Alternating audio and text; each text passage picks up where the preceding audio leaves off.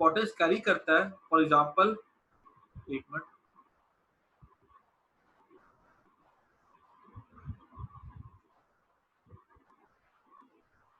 जैसे कि एग्जांपल ले लो कि अगर एक बोला गया पहले थे डिस्प्लेसमेंट था 5 मीटर, 2 सेकंड बाद भी डिस्प्लेसमेंट है 5 मीटर, तो व्हाट इज द वेलोसिटी? तो 5 माइनस 5 0, ये हो जाएगा 0 वेक्टर। डिस्प्लेसमेंट चेंज नहीं हुआ है तो वेलोसिटी क्या होगी? 0 वेक्टर होगी। अगर वेलोसिटी चेंज नहीं हुई है तो एक्सेलरेशन क्या होगा? 0 वेक्टर होगा। तो ऐसी चीजों को रिप्रेजेंट करने के लिए हम क्या करते हैं? 0 वेक्टर यूज करते हैं। ठीक है, तो ऐसा लिख सकते हैं हम लोग कि 0 वेक्टर की डेफिनेशन क्या लिखाएगी? 0 vector have magnitude 0 and can have any direction.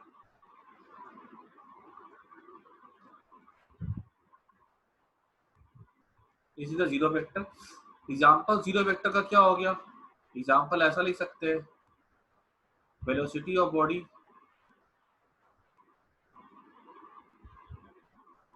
When displacement is 0,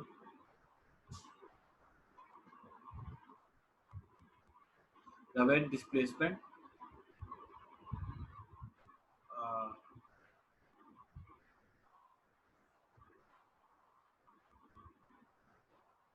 when position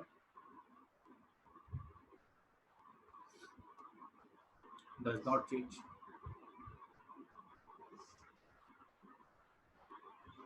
उसके बाद acceleration of body when velocity does not change.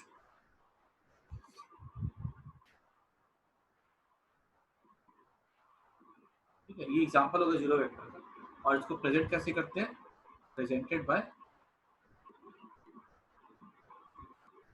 Zero और फिर वेक्टर। ठीक है, ये हमारा होगा जीरो वेक्टर। ठीक है,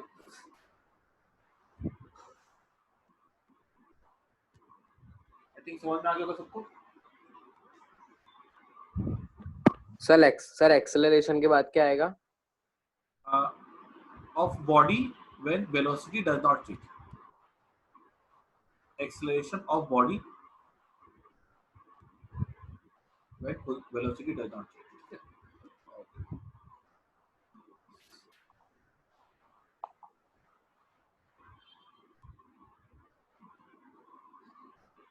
नेक्स्ट हम देखते हैं,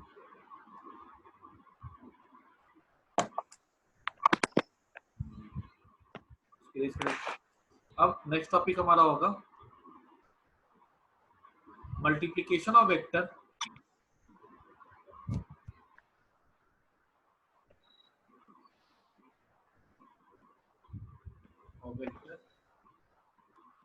बाय स्केलर। जैसे कि एक हमें क्वेश्चन बोला गया कि ये हमारा एक वेक्टर है,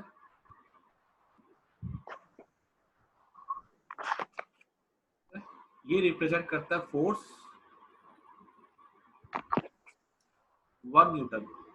ठीक है, अब हमसे पूछा गया है रिप्रेजेंट फोर्स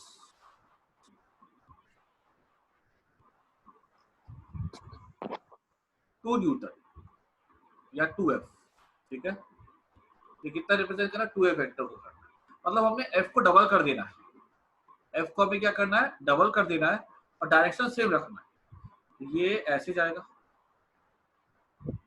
ये इतना गया, ये 1 के लिए था, ये 1 के लिए और गया, ये हमारा हो गया 2F। ठीक है, अगर यही बोल दे 3F, 3F कैसे रिप्रेजेंट हो जाएगा? इसी का ट्रिपल कर दो, ये हमारा 2F, ठीक है, और ये हमारा हो जाएगा 3F।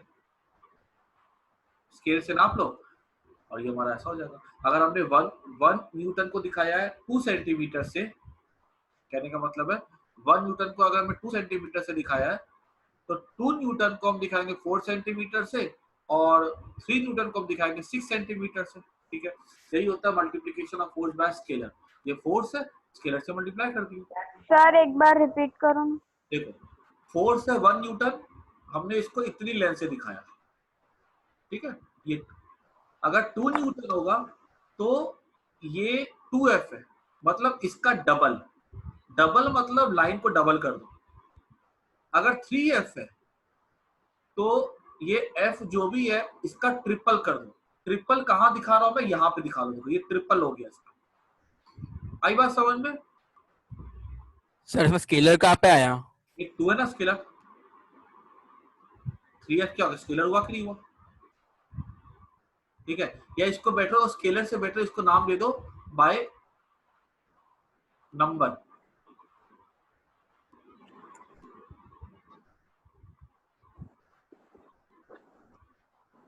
कंफ्यूजन हो तो इसको वहां पे तुम बाय नंबर लिख सकते हो।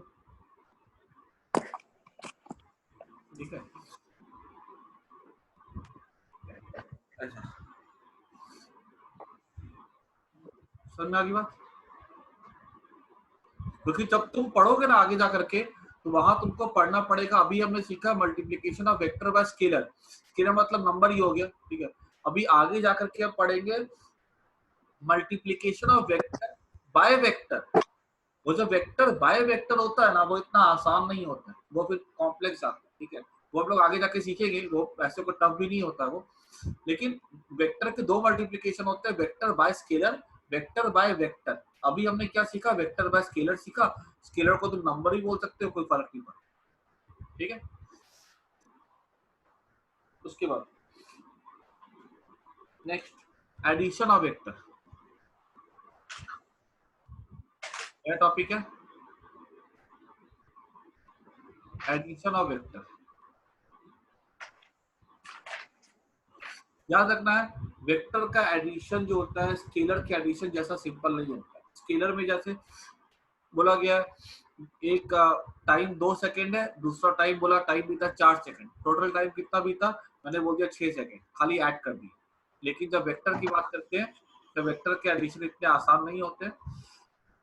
सबसे पहली चीज, जब दो वेक्टर को ऐड करते हैं, 1 मार्क का बहुत इंपॉर्टेंट क्वेश्चन है, जब दो वेक्टर को ऐड करते हैं क्या चीज का ध्यान रखना है।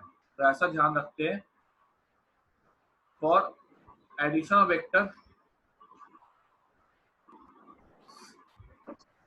ये पॉइंट नोट कर जाना, द नेचर, देयर नेचर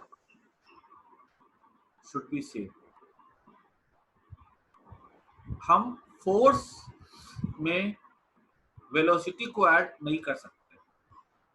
हम क्या कहते हैं, डिस्प्लेसमेंट में वेलोसिटी को ऐड नहीं कर सकते। हम फोर्स पे सिर्फ फोर्स ऐड कर सकते हैं, हम वेलोसिटी में सिर्फ वेलोसिटी ऐड कर सकते हैं। That is only the fundamental criteria. Clear? ये सबसे पहली चीज होती है वेक्टर को ऐड करने के लिए। अगर हमारे पास एक एरो अगर फोर्स का है तो हमारे पास दूसरा एरो फोर्स का ही होना चाहिए, तभी हम दोनों को ऐड कर सकते हैं, अदरवाइज एडिशन पॉसिबल नहीं। क्लियर? अब आगे देखो, चलो मान लो ये कंडीशन सेटिस्फाई हो जाती है। एक बार सेटिस्फाई हो जाएगी तो आगे कैसे प्रोसीड करेंगे। जैसे देखो यहाँ पे हमें बोला गया हमारे पास दो वेक्टर है, ए वेक्टर और यहाँ पे हमारे पास दूसरा वेक्टर है ऐसा। ठीक है, let's say this is A vector, this is B vector, इनको ऐड करो। तो याद रखना एक पहली चीज, ध्यान से सुनना कि हमारे पास वेक्टर में एक फ्रीडम होता है। ये फ्रीडम ये है कि हम वेक्टर को पैरेलल शिफ्ट कर सकते हैं, मतलब लेंथ नहीं चेंज करना है, एरो का डायरेक्शन चेंज नहीं करना है, लेकिन हम उसको उठा करके पैरेलल शिफ्ट कर सकते हैं।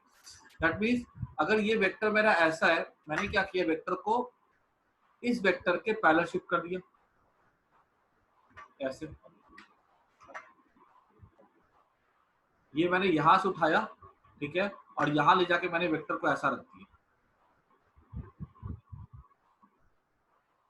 ठीक है, ये मैंने क्या किया, वेक्टर की ये लेंथ कैसी है, इस लेंथ के बराबर है, ये ए की, और ये मेरा बन गया ए वेक्टर। बी वेक्टर को मैं क्या करूंगा, इसको भी मैं शिफ्ट कर सकता हूँ पैरेलल। तो मैंने क्या किया, मैंने बी वेक्टर को उठाया और मैं उठा करके यहाँ पे लेके आया।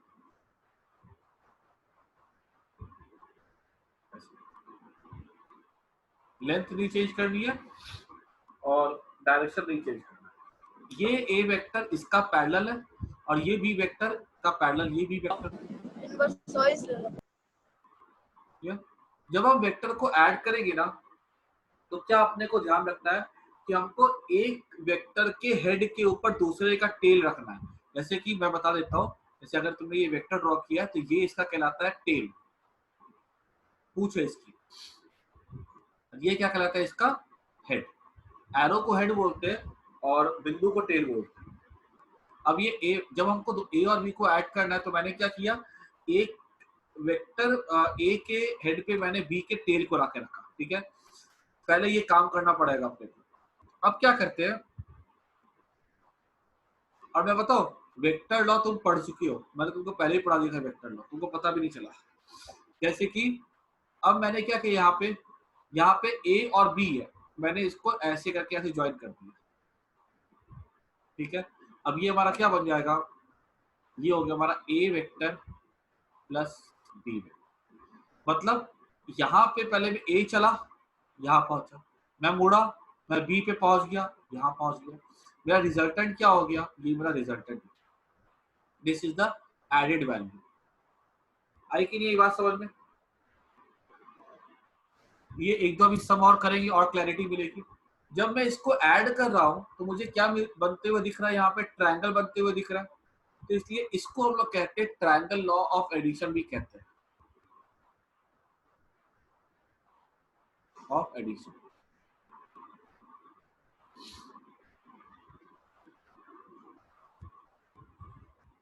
ठीक है, तो अगर पूछा जाएगा what is triangle law of vector addition, तो क्या लिख के आएंगे, इसकी डेफिनेशन एग्जाम में अगर आती है तो ऐसे लिख के आएंगे, व्हेन टू वेक्टर्स, इसकी डेफिनेशन में लिख देता हूं यहाँ पे, when two vectors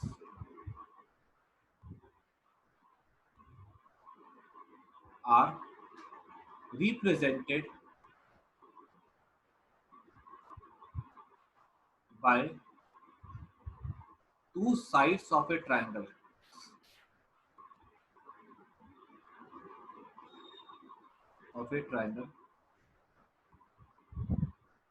then their resultant मतलब added value is shown by third side,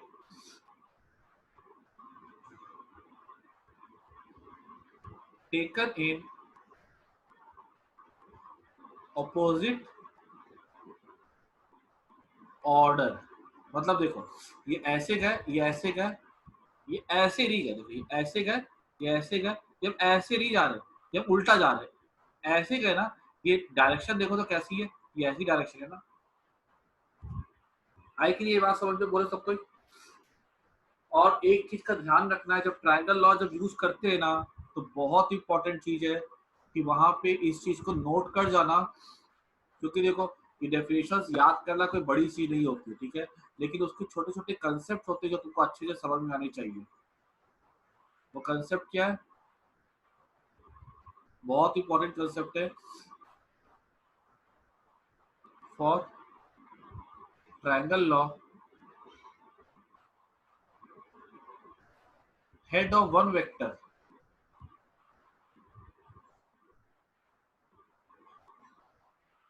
must coincide with tail of other। इसको नोट करना, ठीक है। ये हमेशा रूल होता है कि ट्रायंगल लॉ तभी अप्लाई करते हैं, ठीक है, जब एक का हेड और दूसरे का टेल क्या करना चाहिए, कोइंसाइड। सर पर इसमें तो दो हेड साथ में मिल रहे हैं। कहाँ मिल रहे हैं, ये देखो नहीं, ये बी है ना, कहाँ मिल रहे हैं, देखो ये बी वेक्टर है, ये हेड, ठीक है, और इसका टेल, ये तो रिजल्टेंट की बात हो रही है। अगर हमारे पास ऐसा वेक्टर है, एक ए है और ये हमारा बी है। मुझे ट्रायंगल लॉ अप्लाई करना है ना, तो मैंने ए को ऐसा शिफ्ट किया, बी को ऐसा शिफ्ट करूंगा ताकि ये जो इसका टेल है वो ए के हेड पे आ जाए। अब यहाँ पे तुम ट्रायंगल लॉ अप्लाई कर सकते हो। आई बात समझ में? सबको क्लियर हुआ कि नहीं हुआ? किसी को कोई डाउट है तो पूछ लो। Yes sir clear. सबको क्लियर हो गया ना? कोई डाउट हो तो पूछ लो, कोई दिक्कत नहीं है।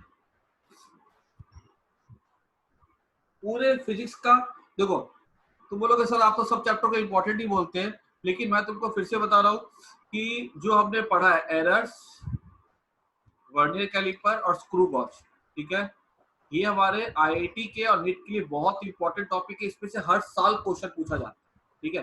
छोटा चैप्टर है फिर भी इससे क्वेश्चन आता है। वेक्टर ऐसा चैप्टर है ना कि वेक्टर से डायरेक्ट क्वेश्चन आईआईटी में नहीं आते, ठीक है, नीट में बहुत चांसेस कम होती है। लेकिन कोई भी चैप्टर का क्वेश्चन अगर आता है, इलेक्ट्रोस्टैटिक का हो, काइनेमेटिक्स का हो, फोर्स का हो, तो उसमें वेक्टर का एप्लीकेशन होता ही होता है। अगर तुमको वेक्टर समझ में अगर अच्छे से आ गया, तुमको फिजिक्स में कोई चैप्टर में दिक्कतें नहीं आएगी, ठीक है। ये ऐसा चैप्टर है जो हर चैप्टर में घुसा पड़ा है। अच्छा, इसको मैं रेस कर देता हूँ। ये आपको समझ में आ गया ट्रायंगल लॉ क्या होता है? अच्छा, याद रखना एक चीज कि जो एक मिनट,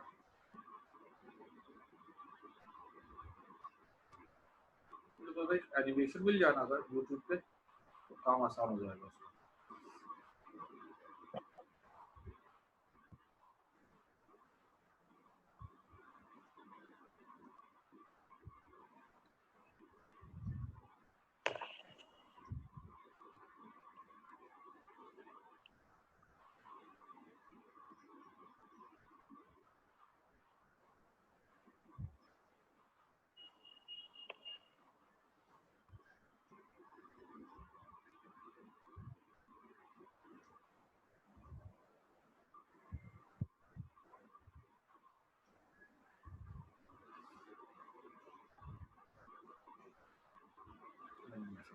देखो, अब अगर हमसे पूछा जाएगा कि जो वेक्टर लॉज होते हैं ना, वेक्टर लॉ के जो एडिशन होते हैं वो स्केलर के लॉ से अलग होते हैं। जैसे एग्जांपल ले लो कि मान लो कि मेरे पास अगर एक वेक्टर ऐसा है,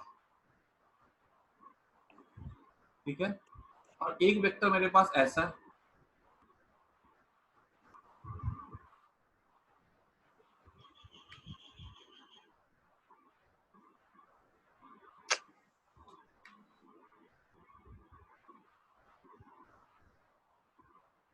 ठीक है, दूसरा वेक्टर है। अगर मान लो मैंने यहाँ पे इनका अगर रिजल्टेंट निकाला तो रिजल्टेंट ये आएगा, ठीक है। अगर मान लो मैंने यही वेक्टर को अगर ऐसा रखा होता कि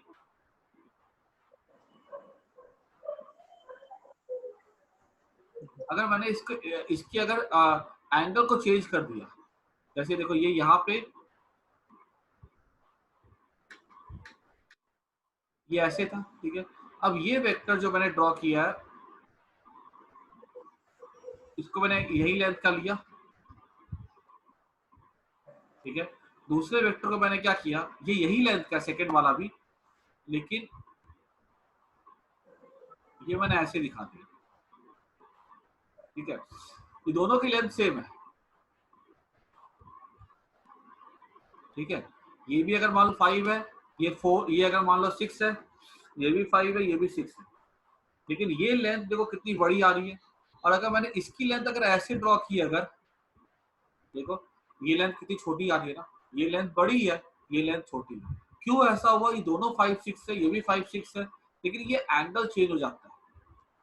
ये एंगल कुछ होगा लेट्स से 120 डिग्री, ये एंगल है हमारा 60 डिग्री। तो एंगल दो वेक्टर के बीच में अगर एंगल अलग हो जाएगा ना, तो उनका रिजल्टेंट भी चेंज कर जाता है। तो याद रखना एकदम सिंपल बेसिक सी चीज कि अगर हमारे पास वेक्टर है, उसकी जो एडेड वैल्यू होती है वो सिर्फ इस पर डिपेंड नहीं करती है कि बाकी दो वेक्टर की मैग्नीट्यूड क्या है, इस पर भी डिपेंड करता है कि उनके बीच में एंगल क्या है, ठीक है। तो याद रखना इस चीज को, ठीक है। हमारे लिए बीच का एंगल भी एडिशन में इंपॉर्टेंस रखता है। क्लियर होगी बात? तो यहाँ पे लिख देता हूँ मैं शॉर्ट में एक बार clear, vector addition also depends on angle between the vectors.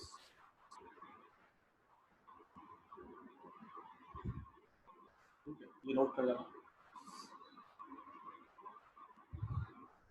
उसके बाद एक लास्ट टॉपिक लेके मैं अभी खत्म कर देता हूँ क्लास, ठीक है। टॉपिक का होगा, नेक्स्ट टॉपिक हमारा पैरेललोग्राम लॉ। ये था, ये हमने अभी क्या सीखा, triangle law of vector addition. अब हम सीखने जा रहे हैं नेक्स्ट टॉपिक हमारा पैरेललोग्राम लॉ, नया टॉपिक है ये, लॉ ऑफ वेक्टर एडिशन। एक काम करो, तुम जहां पर भी बैठे हो ना अभी, ठीक है, तुम्हारे पास कोई बुक हो, नोटबुक हो, पेन हो, कुछ भी हो, ठीक है, उसको टेबल पे रखो ऐसे, अभी के अभी, ठीक है, और उस पे एक ऐसा फोर्स लगाओ तो वो ऐसे जाएगी। उस पे अगर तुमने ऐसा फोर्स अप्लाई किया तो ये ऐसे जाएगी। लेकिन उसी नोटबुक को या मार्कर को, पेन को रख के तुम क्या देखोगे, ऐसे लगाएगा तो ऐसे जाएगी, ऐसे तो ऐसे जाएगी। दोनों फोर्स एक साथ लगाओ तो अभी के अभी, जब तुम दोनों फोर्स एक साथ अप्लाई करोगे ना, करके देखो अभी के अभी बॉडी ऐसे जाएगी। देखो तो करके जा रही कि नहीं जा रही, हाँ या ना बोलो।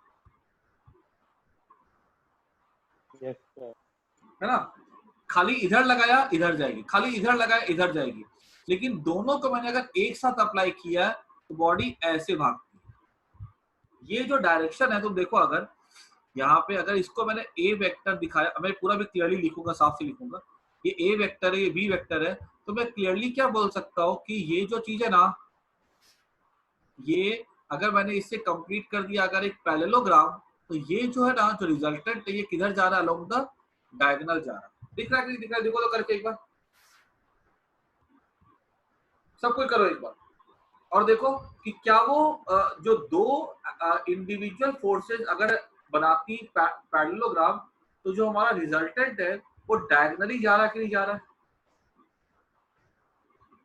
क्योंकि ये चीज ऐसी है ना, ये चीज समझाने वाली नहीं है, ये चीज फील करने वाली है, जो तुम खुद से करके देख सकते हो। सब कोई करके देखा कि नहीं देखा, अरे बोलो हाँ ना। Yes sir.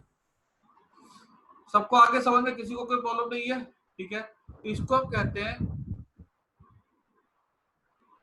Parallelogram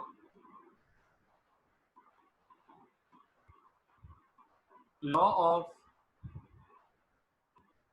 vector addition. इसकी डेफिनेशन क्या होगी, when two vectors are represented by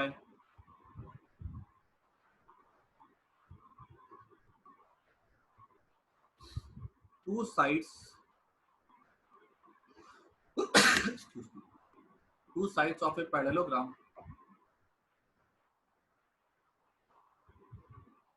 then their resultant is obtained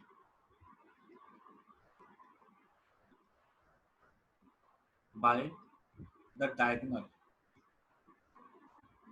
अब डायगोनल तो दो होते हैं ना, कौन से डायगोनल की बात हो रही है, पासिंग थ्रू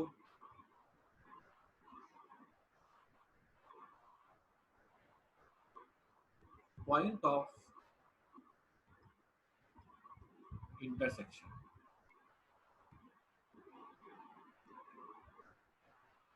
ठीक है, ये हमारा हो गया पैरेललोग्राम ऑफ वेक्टर एडिशन। और इसके लिए एक बहुत इंपॉर्टेंट चीज तुमको लिखनी होगी, for parallelogram law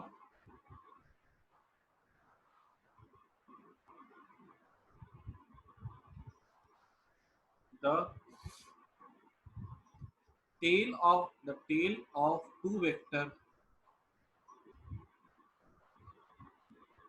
must coincide। Triangle के लिए हेड और टेल था, और पैरेललोग्राम के लिए टेल और टेल होता है, ठीक है। और याद रखना, हमें ऐसा नहीं होता कि हमारे कुछ क्वेश्चन ट्रायंगल लॉ से बनते हैं, कुछ क्वेश्चन पैरेललोग्राम से बनते हैं, ऐसा कुछ नहीं होता है, ठीक है। हम कोई भी क्वेश्चन को एक ही क्वेश्चन को ट्रायंगल लॉ से बना सकते हैं और उसी क्वेश्चन को आप पैरेललोग्राम लॉ से भी बना सकते हैं, ठीक है? और ये हेड और टेल है, इसका फिजिक्स लैंग्वेज में कोई नाम है कि हेड और टेल ही बोलते नाम हैं? है टेल ही एक्चुअली, उसका फिजिक्स लैंग्वेज में नाम ही हेड टेल है। बुक में पढ़ोगे तो हेड और टेल लिखा होता है, ठीक है। सर एक बार इसका डायग्राम बनाओ ना। इसका डायग्राम कुछ ऐसा बन जाएगा।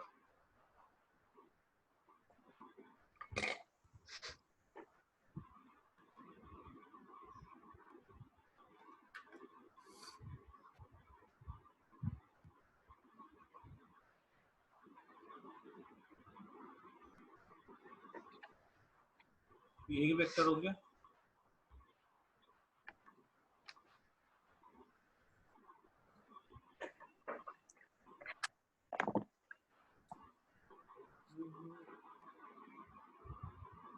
दूसरा वेक्टर हो गया,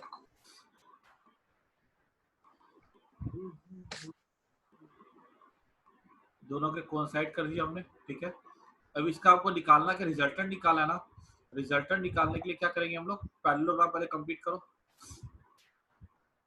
कंप्लीट कैसे किया पैरेललोग्राम, ये मैंने दूसरी के लिए कर दिया पैरेललोग्राम कंप्लीट,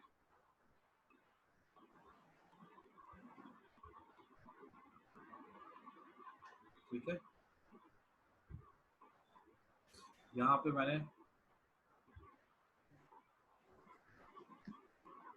ये कंप्लीट कर दिया पैरेललोग्राम मैंने, ठीक है। अब ये हमारा ए वेक्टर है, ये हमारा बी वेक्टर है, ठीक है। अब इसका रिजल्टेंट कहाँ से जाएगा, तो ये दो साइड का इंटरसेक्शन पॉइंट हो गया। अब ये हमारा रिजल्टेंट हो जाएगा, ठीक है। अगर मान लो तुमने क्या किया, जैसे कि एग्जांपल ले लो, एक सिंपल से बात है, तुमने यहाँ पे अप्लाई किया फोर्स 5 न्यूटन, यहाँ पे तुमने उसी समय में तुमने फोर्स अप्लाई किया ये इस डायरेक्शन में 10 न्यूटन, या 10 नहीं है 5 है तो इसको 6 भी बना दो, ठीक है। ये 6 है ये 5 है, तुमने इसके बीच में ये इतना एंगल रखा फोर्स के बीच में, तो इसके ऊपर मान लो मैंने इसको ड्रॉ किया 5 सेंटीमीटर से, इसको मैंने ड्रॉ किया 6 सेंटीमीटर से, क्योंकि 6 है तो बड़ा फोर्स है तो लेंथ बड़ी से दिखाएंगे ना, 5 है छोटा फोर्स है तो लेंथ छोटी से दिखाएंगे। तो हमने स्केल चूज कर लिया और हमने क्या किया, यहाँ पे ये एंगल हमने रख दिया 60 डिग्री, क्लियर। और मैंने क्या किया, ये करके ना पूरा ज्योमेट्री का पेपर लिया, एंगल ड्रॉ किया, सब कुछ किया, और लेट से ये लेंथ जो मेरा आता है ना, ये आ जाता है मेरा 8 सेंटीमीटर। ये लेंथ मेरी कितनी आती है 8 सेंटीमीटर। 8 सेंटीमीटर आती है, मतलब ये हुआ कि मेरे जो दो फोर्स थे उसकी जो टोटल वैल्यू क्या आ रही है, वो 6 और 5 का टोटल वैल्यू 11 नहीं होगा, याद रखना। 6 + 5 11 नहीं होगा, बिकॉज ये स्केलर एडिशन नहीं हो रहा है यहाँ पे ये एंगल पे डिपेंड करता है। उसका जो रिजल्ट आ रहा है वो कितना आएगा, 8 आएगा, 8 न्यूटन फोर्स। और उसका जो डायरेक्शन आएगा ना फोर्स का, वो ये एंगल जो मैं निकालूंगा ना ज्योमेट्री से, प्रोटेक्टर से, वो उसका एंगल हो जाएगा। ये अभी हम लोग और इसको डिस्कस करेंगे, ठीक है, और डिस्कस करेंगे तो हमको और क्लैरिटी मिलेगी। लेकिन आई थिंक तुमको इतना तो समझ में आ गया होगा कि अच्छा दो वेक्टर है, दोनों का स्टार्टिंग पॉइंट अगर सेम है तो हमने दोनों का से एक पैरेललोग्राम बना दिया, डायगोनल बना दिया, वही डायगोनल जो होगा इस दोनों के रिजल्ट की वैल्यू को देगा, ठीक है, और डायरेक्शन को भी देगा। मेरी बात समझ में आई कि नहीं, बोलो हाँ या ना। अगर तुमको ये डेफिनेशन 50% भी समझ में अगर आ गई है तो अच्छी बात है, आगे प्रैक्टिस करेंगे तो हमको और समझ में आएंगे, ठीक है। आगे इसके डेरिवेशन भी करेंगे तो ठीक है।